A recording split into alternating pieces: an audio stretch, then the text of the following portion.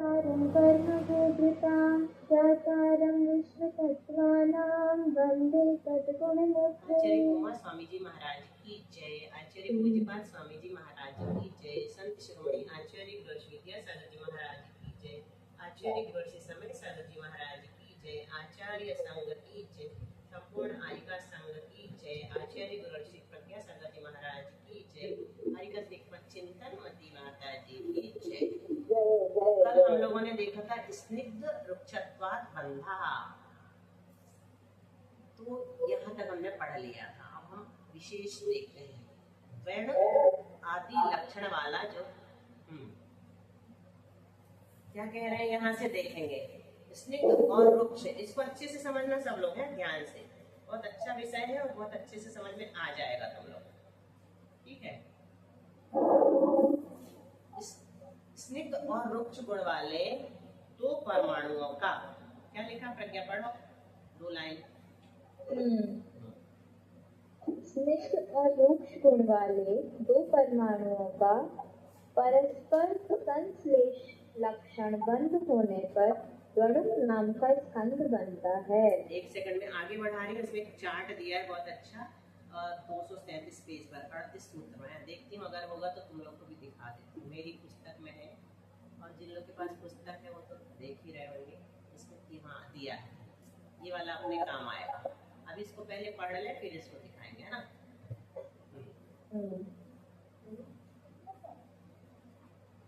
है तुम्हारे में भी मिल जाएगा। यहाँ से पढ़ा था ना तुमने?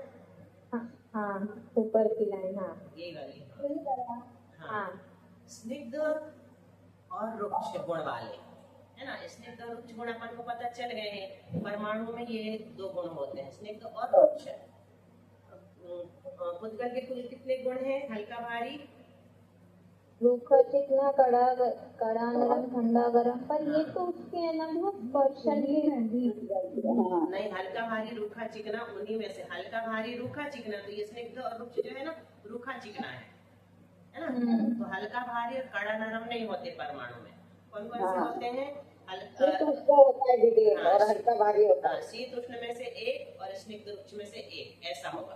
2 गुण होते हैं ना, समझ गए बाकी लोग? ये गुण होते हैं वो, और स्पर्श रस गंध वर्ण क्या होते हैं?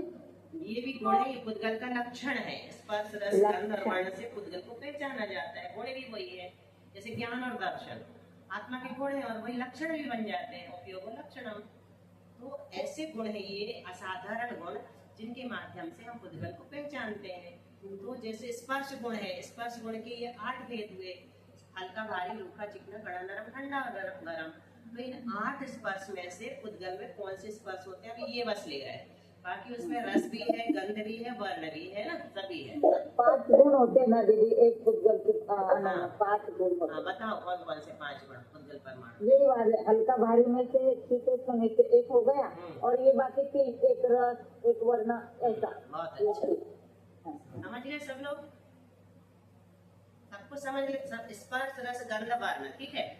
तो एक तो रस होगा, एक गंध होगी, एक वर्ण होगा, और शीत उष्ण में से एक होगा, और स्निग्ध रुक्ष में से एक होगा।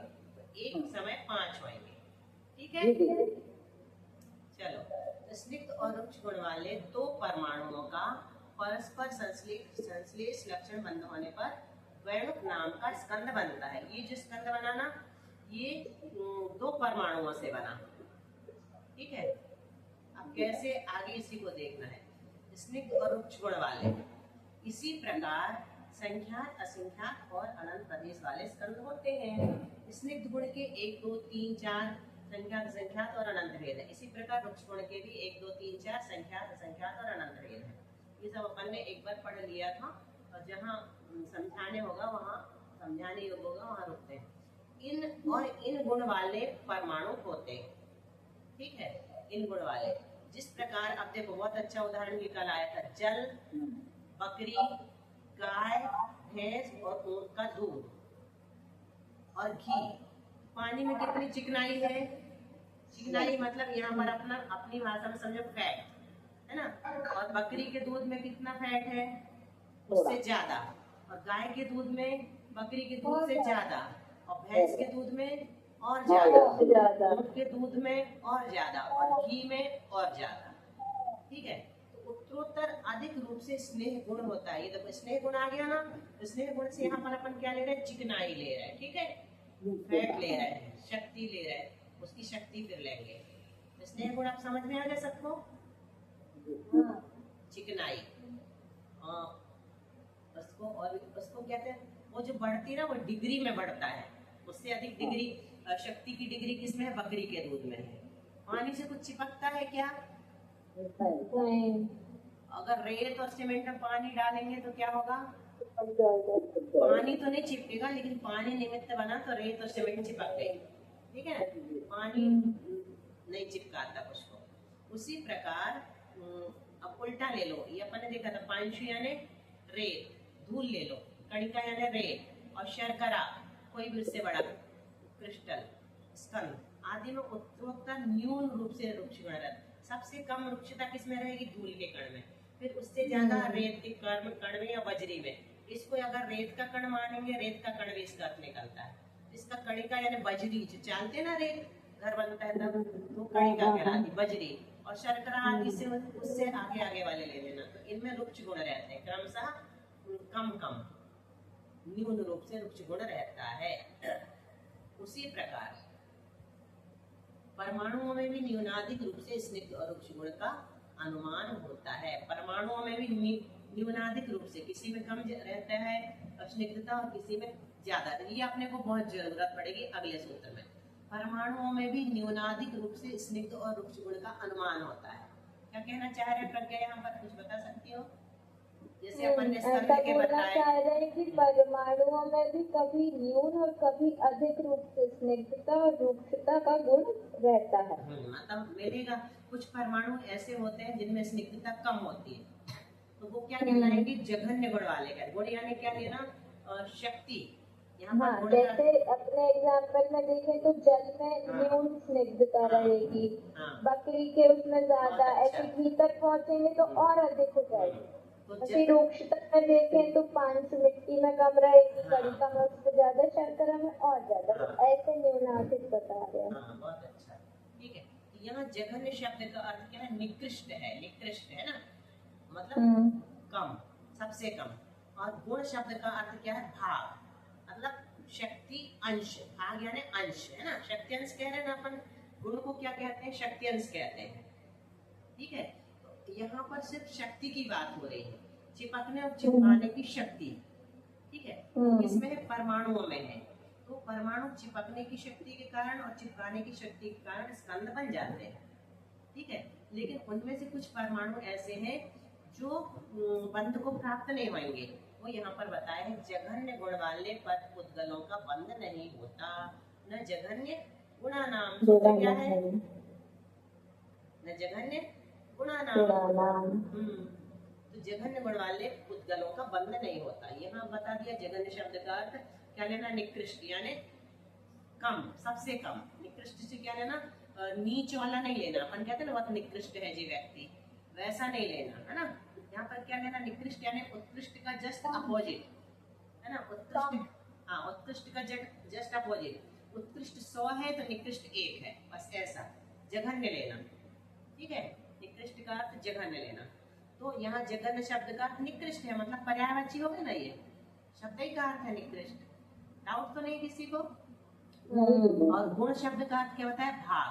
तो ये जघन्य भाग या जघन्य अंश हो गया।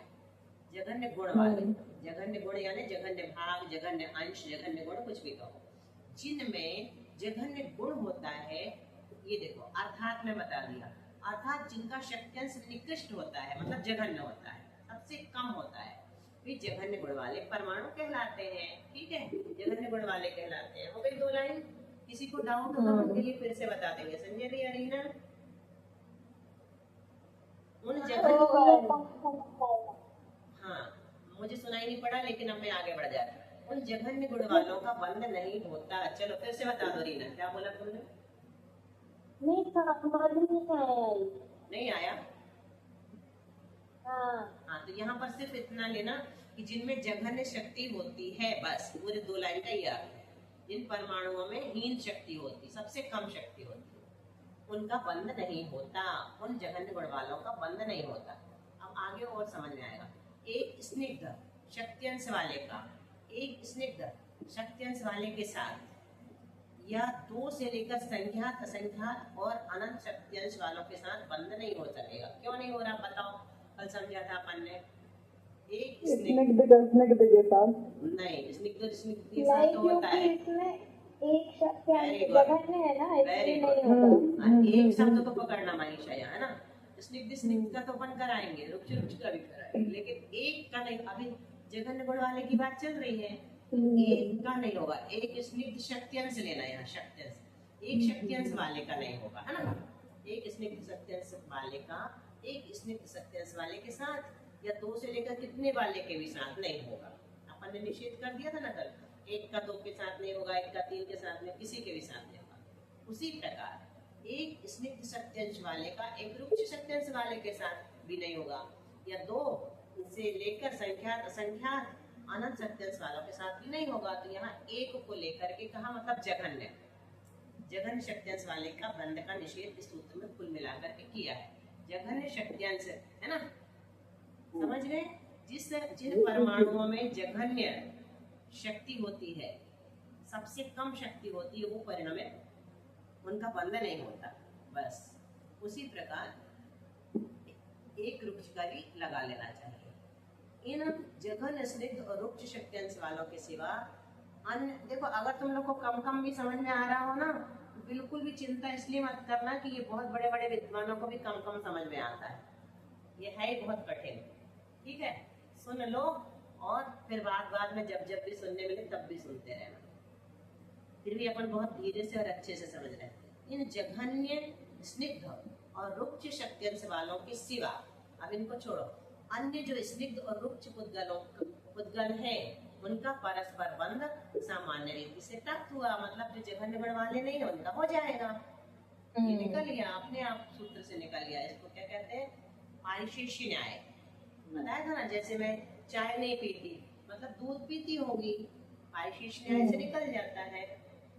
तो इसीलिए इनमें भी जो बंध योग्य नहीं है उनके बारे में और बताएंगे। देखो, एक शक्त्यंश वाले का तो नहीं होगा, मतलब इसके अलावा बाकी शक्त्यंश वालों का हो जाएगा, लेकिन उनमें कुछ और शर्तें हैं, उनका भी नहीं होगा। तो क्या कह रहे हैं? इसके अलावा और भी जिन जो बंध योग्य नहीं है, प्रतिषेध के योग्य है, वो बतलाने के लिए आगे का सूत्र कहते हैं।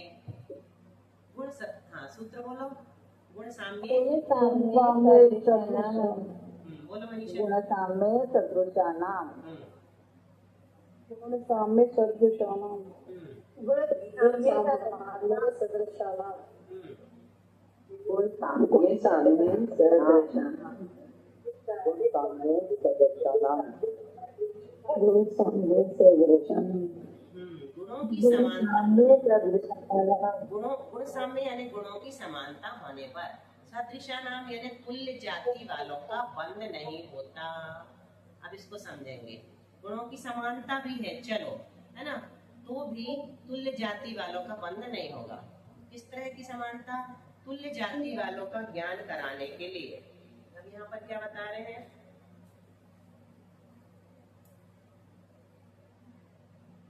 तो यहाँ पर क्या लेना? गुण साम्य सदृशा नाम, थोड़ी ऊपर से समझा सूत्र से।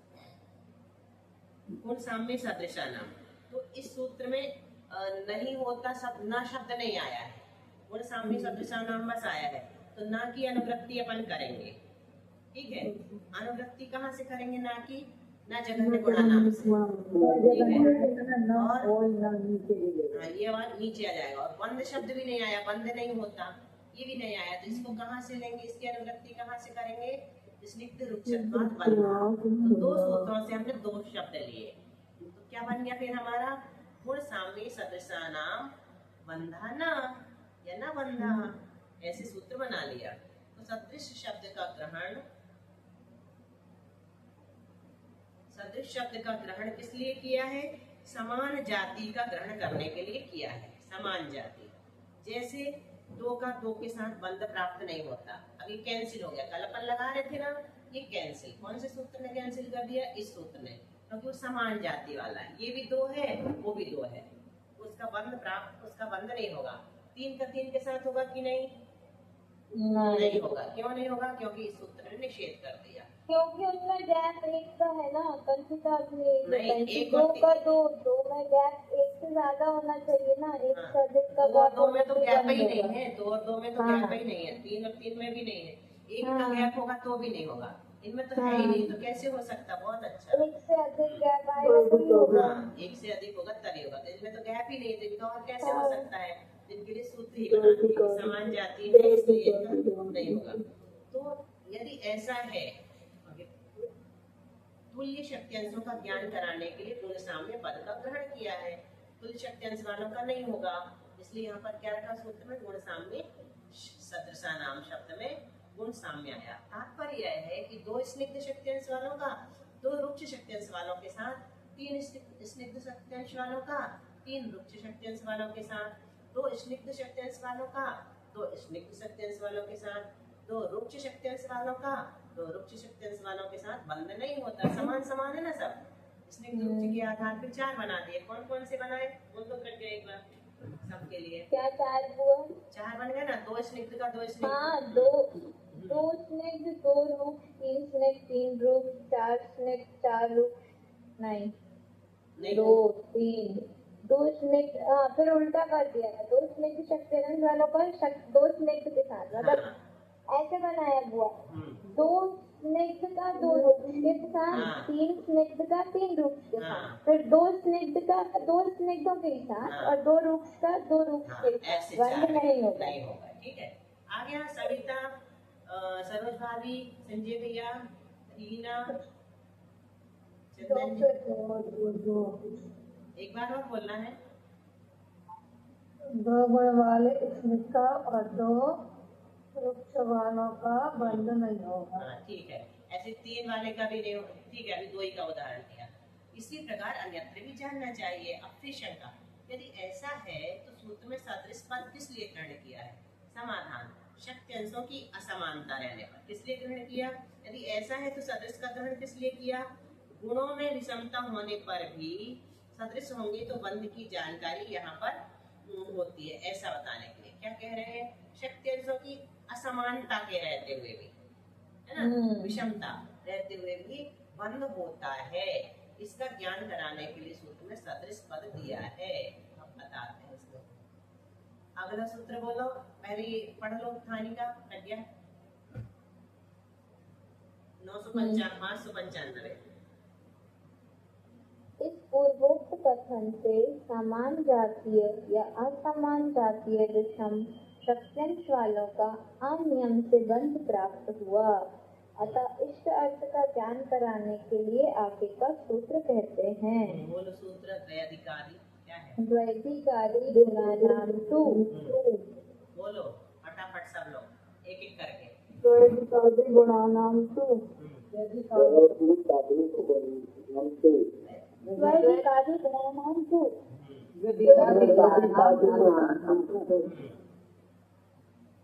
दो अधिक आदि शक्त्यंश वालों का तो बंध होता है।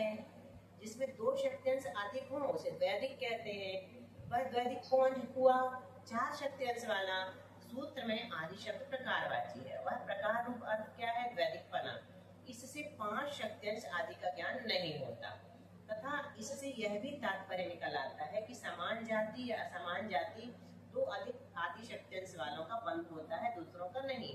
जैसे 2 स्निग्ध शक्त्यंश वाले परमाणु का 1 स्निग्ध शक्त्यंश वाले परमाणु के साथ, अभी ध्यान देना क्या लिख रहे हैं, 2 स्निग्ध शक्त्यंश वाले परमाणु का 1 स्निग्ध शक्त्यंश वाले परमाणु के साथ, 2 स्निग्ध शक्त्यंश वाले परमाणु के साथ और 3 स्निग्ध शक्त्यंश वाले परमाणु के साथ बंध नहीं होगा। वही कारण जो अभी प्रज्ञा ने रिपीट किया। ठीक है।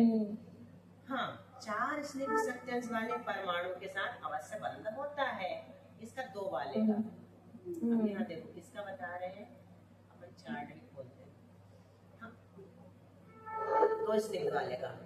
हाँ, ये हो गया। तथा उसी 2 स्निग्ध शक्त्यंश वाले परमाणु का 5 स्निग्ध शक्त्यंश वाले परमाणु के साथ इसी प्रकार 6, 7, 8 शक्त्यंश, 6, 7, 8 संख्यात, असंख्यात और अनंत स्निग्ध शक्त्यंश वाले परमाणु के साथ बंध नहीं होगा। आगे ना क्यों नहीं होगा?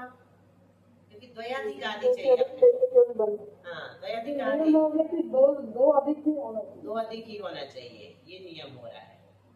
अभी और चलते हैं, बढ़ते चलो। कहाँ है अपना उच्चारण? ज्यादा पीछे चला, आप बोल लेते उसको। चलो थोड़ा इसको देख लें यहाँ से। ऐसा बंध स्निग्ध गुण वाले का स्निग्ध गुण वाले के साथ, रुक्ष गुण वाले का रुक्ष गुण वाले के साथ, और स्निग्ध गुण वाले का रुक्ष गुण वाले के साथ होता है। यह नियम है, इसके अनुसार व्यवस्था फलित होती है। अब देखो, गुणांश जघन्य, जघन्य से जघन्य का होगा कि नहीं होगा? सदृश भी नहीं होगा, विसदृश भी नहीं होगा। और जघन्य से एक आदि अधिक है तो नहीं होगा। और जघन्य समजघन्य, जघन्य इतर तो भी नहीं होगा। और जघन्य से इतर है मतलब जघन्य नहीं है, और एक आदि जघन्य इतर है तो भी नहीं होगा। नहीं होगा। फिर ये आ गया पर जघन्य से इतर है मतलब जघन्य नहीं है। सरिता जघन्य इतर मतलब न जघन्य, जघन्य नहीं है, ठीक है। तो जघन्य नहीं है और दो अधिक है तो हो जाएगा ना। ये तो इतनी देर से पढ़ रहे हैं। जघन्य नहीं है और उसके साथ दो अधिक जो जघन्य नहीं है उनका हो जाएगा। अजघन्य का दो अधिक अजघन्य के साथ बंद हो जाएगा। जघन्य का मना कर दिया। और जघन्य जघन्यतर मतलब अजघन्य का दो अधिक द्वयादि अधिक अजघन्य का नहीं होगा, द्वयादि से अधिक होगा। देखो मतलब गैप दो का होना चाहिए। हाँ, दो का होना चाहिए। इससे बहुत बढ़िया, बस इतना निकल के आ गया लास्ट में। दो चीज बस समझना है यहाँ सब लोग, बाकी लोग सुन लो। सिर्फ है कहाँ पर? दो अधिक होंगे तो होगा, बाकी नहीं होगा, है ना। और जघन्य होगा तो नहीं होगा, सब जगह निषेध कर दिया। दो अधिक आदि होंगे तभी होगा। इतने सूत्रों का यही सार निकला द्वैधिक आदि गुणानाम बस है ना। यही सार निकला। अब यहाँ पर भी वही बताया, जघन्य जघन्य का नहीं, जघन्य से एकाधिक अधिक नहीं, अजघन्य से भी नहीं, अजघन्य है, और सम जघन्य इतर। विसदृश तो हो जाएगा, सदृश नहीं होगा। इसको और थोड़ी समझाना पड़ेगा विसदृश वाले को, तुम लोग कल समझा।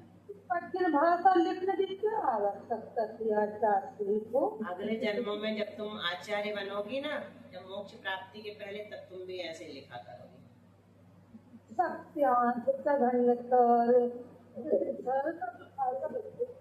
सही बोलते हो सविता बुआ, मैं आपके साथ हूँ। सही, सब लोग साथ।